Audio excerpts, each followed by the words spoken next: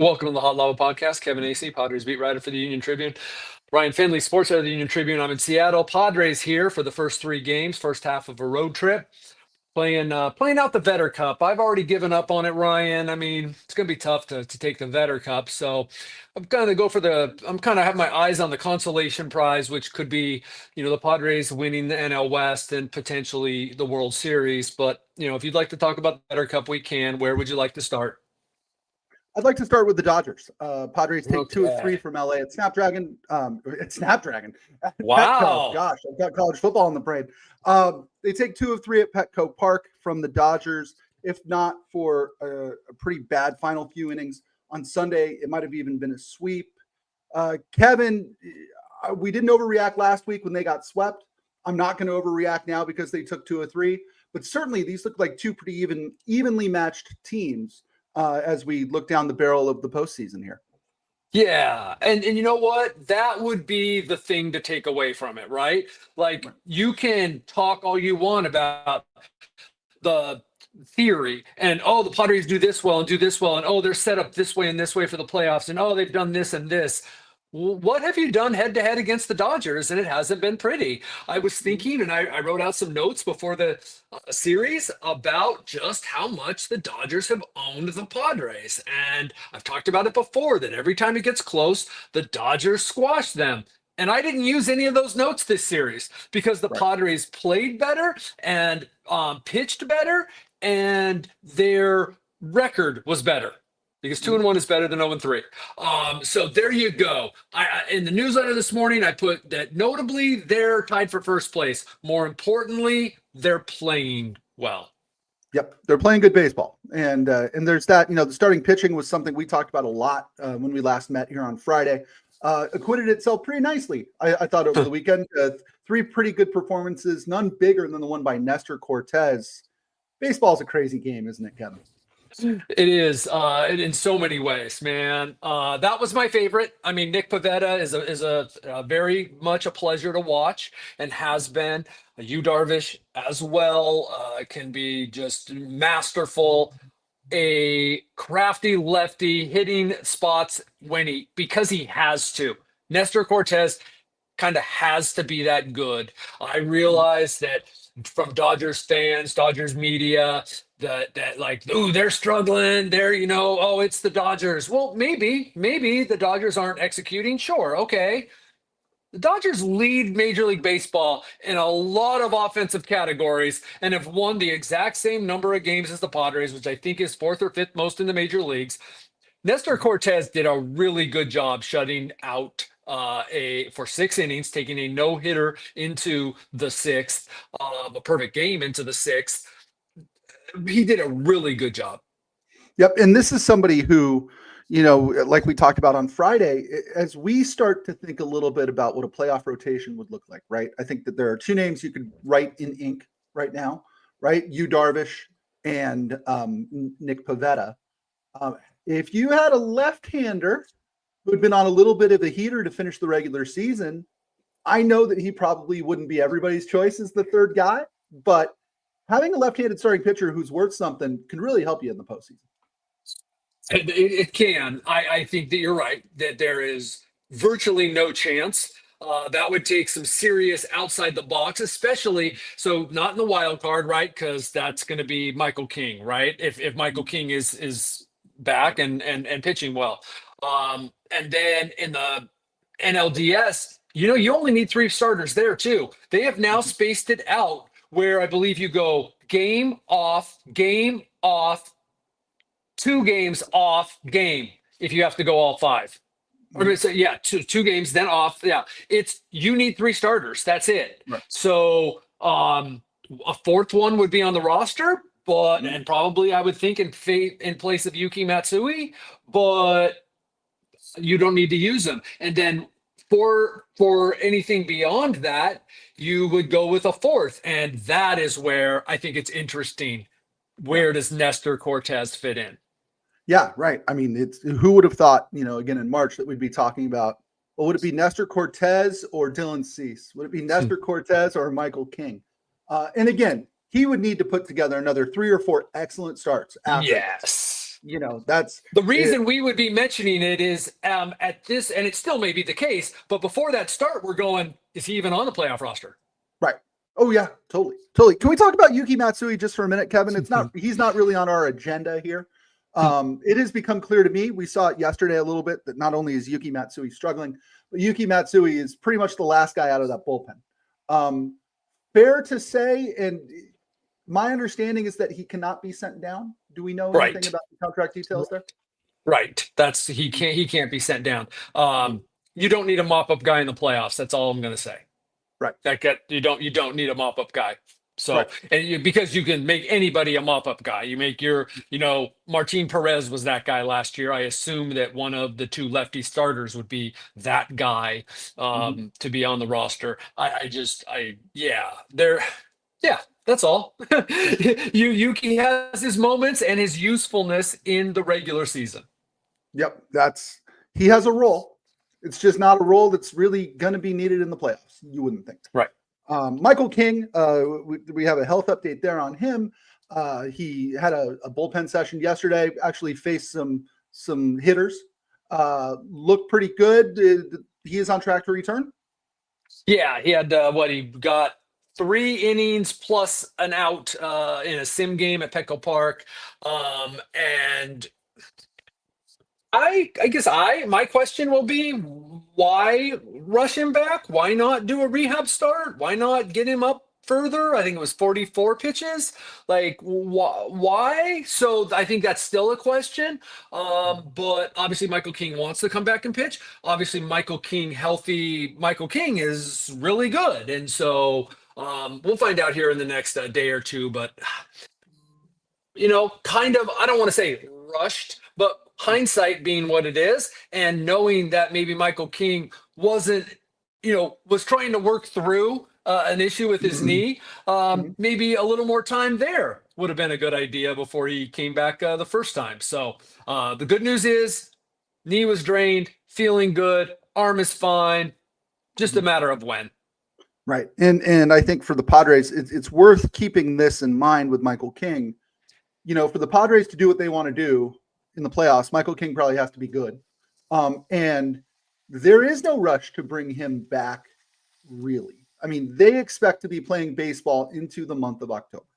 And I think that they would take maybe 2 weeks of downtime in late August, early September in exchange for having a healthy and effective Michael King in October. They're not going to have to, it doesn't appear to me, Kevin, sprint just to make the playoffs this year. There may actually be a chance to thoughtfully think about rest and things like that down the stretch. It is, and then that becomes its own strategy, right? Like, Right. If a guy's built to go the 37 starts or whatever you might need from him to get through October, then how much are you resting certain guys? But then there is obviously a benefit to that.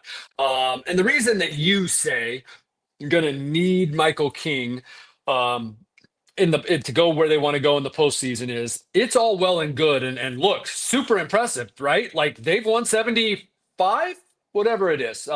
They're 17 games over 500. They've won 74 games basically without Michael King for more than half the season, without Yu Darvish for more than half the season, with a not very good most of the time Dylan Cease. They have a really good bullpen. Okay, fine. They can. How did any of us, including the Padres, know how it is that they would get through the postseason and have that first parade? But by far, the best scenario involves a healthy Michael King, because you're not going to count on JP Sears giving you 6 innings, 1 run against the Dodgers or the Phillies in the postseason. You're just not going to do it. Right. Now is not the time to talk about this, Kevin, but let's file this point away for later. I want to know if Michael King's health issues this year make him more likely to return on a 1-year deal next year. But I don't think that this is a conversation we need to have right now. I think it's a great conversation. We can have it later. I can almost quash it and say he's a really good pitcher. Has Dylan Cease cost himself years and money on what he might have got this year? Yeah. It does not mean Dylan Cease is not going to get big money in the offseason. Michael King, if he shows that he's healthy at the end, will be just fine. And I don't think it makes it any more likely, though I do think it's a good topic for conversation for another time. For another time, absolutely. Kevin, another injury we want to touch on here. The Padres did what seemed to be the inevitable and put Jackson Merrill on the injured list. It's retroactive, so I guess waiting didn't really hurt them. How serious is this, Kevin? And sort of what's the concern beyond when he's available to return? It cost them a day because you can make it retroactive for 3 days. Yeah, to a certain extent, it was inevitable, but the plan was never to put him on the injured list. They don't need that guy, right? Like, so Will Wagner gets called up yesterday, and because they're getting blown out, he pinch hits for Xander Bogaerts. There's not like a need for another infielder. There's not a need for a 26th man when you are playing. I wrote about it in the newsletter. Mike Schilt, before yesterday, had made 5 in-game moves in the previous 5 games. They were 4 of them were to make Bryce Johnson a defensive replacement, and one of them was to have Bryce Johnson pinch run. There's none of this. The lineup is basically what it is now. That's not to say he has made moves since the trade deadline, but it's just to go 3-4 deep on your bench like he was doing a lot. That's not happening anymore. And so you don't, it was always going to be, hey, let's just let Jackson heal. Well, then it was like every day, hey, Jackson, how you doing? All right, hey, Jackson, hey, when do you think? Let Jackson heal, get back. That ultimately, hey, let's see what Will Wagner does up here. Let's bring Will Wagner up. We think Will Wagner is going to be our, 5th infielder next year. So let's bring Will Wagner up. It'll be fine for a few days. Will Wagner will probably be here in September as well for the call-ups. Jackson is supposed to be back on Saturday in Minnesota, and I just saw him because, unbeknownst to me, they're at my hotel here in Seattle. I try not to stay with the team, but there they were. And Jackson looked as good as I have seen him when I saw him earlier this morning. There we go. You know what? The lineup without him has been pretty effective, but I still think the best Padres team has Jackson Merrill playing center field. Agreed. Playing center fielder, playing center field, and in the lineup. I mean, it's just. It's funny how these things work out. What Gavin Sheets has been doing is phenomenal for Gavin Sheets and phenomenal for the Padres. Yep. And the beauty of baseball is guys who you didn't think you'd need, sometimes you need them, and sometimes it turns into a really good story. I think that we're seeing that right now with Gavin Sheets and a couple of other guys. Shoot, Bryce Johnson. I mean, who would have thought, in the spring that Bryce Johnson would be back and playing every once in a while? You need that guy. He's the Tyler Wade of this year to a certain extent. Yep. 3-game series with the Mariners starts tonight in Seattle. Kevin, you're drinking coffee. What an on-brand Seattle act you are doing right now. We got JP Sears versus Bryce Miller tonight. Sears 8-10 with a 4.94 ERA. Was much better in his last start with the Padres than he was in his first. And then Bryce Miller, not that Bryce Miller, Seattle's Bryce Miller, 2-5 with a 5.87 ERA. Second start since missing more than 2 months with an elbow injury. Interesting matchup to start this series, I think. He's been getting roughed up. Yeah, it's one of those where both offenses are like, okay, this could work out for us tonight. That's great. Bryce Miller's a tough pitcher, but was getting roughed up before going on the IL. Might even have been 2 IL stints. Been very few starts this year and got roughed up in his first start back. Now, could come tonight. A lot of times guys do get roughed up in their first start back. If he's healthy, he could come tonight and shove. The Padres struggle against every one of these Mariners pitchers.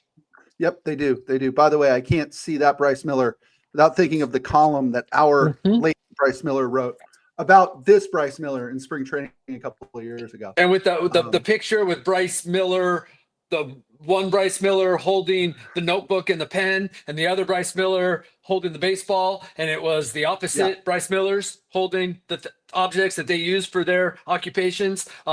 Yes, Bryce Miller, the pitcher, was a good sport to go along. But what I think about when I think about that story is how Bryce Miller, our Bryce Miller, had this personality, this unassuming, just friendly Midwestern guy who could go cold call some guy for the Mariners. And honestly, kind of I'm like, really? You going over to the Mariners to do a story on a guy with your name? Okay. Column turned out to be fantastic, but he could go cold call on a guy and get him to play along with a column because that's who our Bryce Miller was. Yes, absolutely. I think of Bryce Miller every day, by the way. It's I think just working in the business, there's something every day that reminds me of Bryce. And now that college football season's upon us, unfortunately, every time I see Iowa, I will have to think of Bryce. So there's that. Tuesday, we've got Dylan Cease, Luis Castillo. Dylan Cease, 4.19 ERA in August. They've won 3 of his 4 starts. But he struggled away from Petco Park. Our Jeff Sanders had this great note. He has a 5.65 ERA on the road. Only pitched against the Mariners once, sort of a forgettable start. Going up against Luis Castillo, 8-7, 3.83 ERA. Luis Castillo was supposed to be a Padre, and then he got returned to the Marlins. Kevin, how big are the stakes for Dylan Cease every time he pitches now? Well, yeah, at first, Luis Castillo, who I think has like a 3 ERA and many starts against the Padres in his career, but like this year has been either brilliant or really not very good. So it's very interesting. Very interesting. Forgot what you said his ERA is, but it's like he'll go 5 innings, 4 runs, or 7 innings, no runs. 6 innings, 3 runs, or 6 innings, 7 runs. 6 innings, 1 run. Like it's wild. Dylan Cease. Look, I know we're way past, and I've been as frank about Dylan Cease as I can possibly be. We're past excuses, but that was a rough one last time. He gave up the 2 solo homers in the 6th. He gave up 2 earned runs. Was it in the second inning that were not earned in any way whatsoever? And I'm not arguing with the scorer because the scorer got it right, but like the defense let him down, so that obviously led to more pitches. And like Dylan said, look, they save us as pitchers more than the other way around. It happens, but like that was not as bad as 4 runs in 5 innings looked, right? And giving up a triple that shouldn't have been a triple and a double that should have been a single. So that was a much better start, and that would probably make his August numbers and how we thought of his August look a little different. Yep. Wednesday afternoon, Darvish, Brian Wu. Darvish is getting better, has a 3 ERA over his last 5 starts. Padres have won 4 of his 5 starts during that time. Still limited a little bit, hasn't thrown more than 84 pitches. That's a good note from our Jeff Sanders there. And then he's facing Brian Wu, who just destroys the Padres, just owns them. He has a 2.08 ERA this month. He's started against the Padres twice in his career, winning both of those games, pitching to a 1.98 ERA. It seems like every time Darvish pitches lately, it's in just what I think is a compelling matchup. Yeah, Wu, what was it? 7 innings, 1 run back in I think it was the finale of that 3-game sweep by the Mariners. Back in May. That was the start of 6 in a row. The Padres lost, swept by the Mariners, went to Toronto, swept by the Blue Jays. Just ugly. Like almost every day, I'm doing some sort of stat research that takes me back to that period. Like since May 22nd, the last time they lost there to the Blue Jays. Since May 16th or up until May 14th was the game before the Mariners. It's like that was just such an ugly week. But nonetheless, Brian Wu, what is it? How many starts has he made? It's got to be 25. Whatever it is, every start at least 6 innings. Wow, that's incredible. That is incredible. I think this is a huge series against a really talented team. And now that the Padres and Dodgers are tied in the standings, man, this sounds cliche, Kevin, but I'm going to say it. Every game the rest of the way matters a ton for these guys. They're tied for the National League West lead when we're heading into September. This is huge. It does. It absolutely does. I'm still like, okay, 31 games. We'll see. You start to get like a 3-game swing. It's probably over. So in that sense, yes, that to put it in perspective, like what you just said, yeah, like you lose one, you can't lose the second kind of thing, Right. right? And here's Right. the thing, and we can talk more about it coming up before the Twin series on Friday. The Padres have the easiest schedule remaining in all of major leagues, not just among contenders. I think the Dodgers might be second or third, and really that's splitting hairs. They have two of the easiest schedules remaining, and that's with the Padres playing the Mariners this right now, and who are 9 games over. And what hold the last wild card, and then that's with the Dodgers playing the Reds for the next 3 days, and the Reds are a game or a game and a half out of the wild behind the Mets for the sixth wild card or the third wild card, sixth playoff spot in the National League. So what I'm saying is, after that, it gets even easier. I think they have 9 series after that, and 3 are against teams with winning records. Right. The Mets, the Brewers, Reds. and The Reds. Reds. Yeah. And then it's 4 at home against Colorado, 3 at Colorado, 3 at home against Baltimore, 3 at home against Arizona, the 3 at home against, or no, 3 at the White Sox. Like, this should be a cakewalk to the playoffs. It's pretty exciting that that we're also then like, oh wow, like this could be for the division too. Like it's like there's actually, it's not just like, hey, setting up the starters, hey, how what we expected it to be. It's at least here until something changes. It's about like playing for the division, and like you said, virtually, I'm very reluctant to say this, but virtually every game is huge. Yep. It becomes sort of football mentality here. Every game becomes big. Kevin, I put you on the spot at the end of every episode. We are really crunched on time here, so this is going to be a simple question. Are the Padres and the Mariners rivals? No, it's silly. It's fun. I'm not mad about it, but no. Right. Um, we are, and I have a very high threshold for rivalries. Rivalries are Red Sox, Yankees, Michigan, Ohio State, Florida, Georgia, back in the day, Florida State. Like, that's a rivalry. Okay. Right. We are right on the edge. We are right there. Padres Dodgers are finally a rivalry. Yep, I agree. I think we're getting to that point. As in both ways, not just us as the media, as fans, as Padres players. It's a true rivalry. Right. The Dodgers have finally acknowledged that the Padres exist. So maybe the next step is acknowledging that they're a rival. So yeah, if this is what the next month, Kevin, or 5 weeks or 8 weeks of baseball is going to be like, give me more of it. I think it's been a fascinating last week or so of Padre baseball. And then we've got a 3-game series with Seattle starting tonight. That'll do it for this episode of the Hot Lava Podcast. For Kevin Acee, I'm Ryan Finley. We'll see you next time.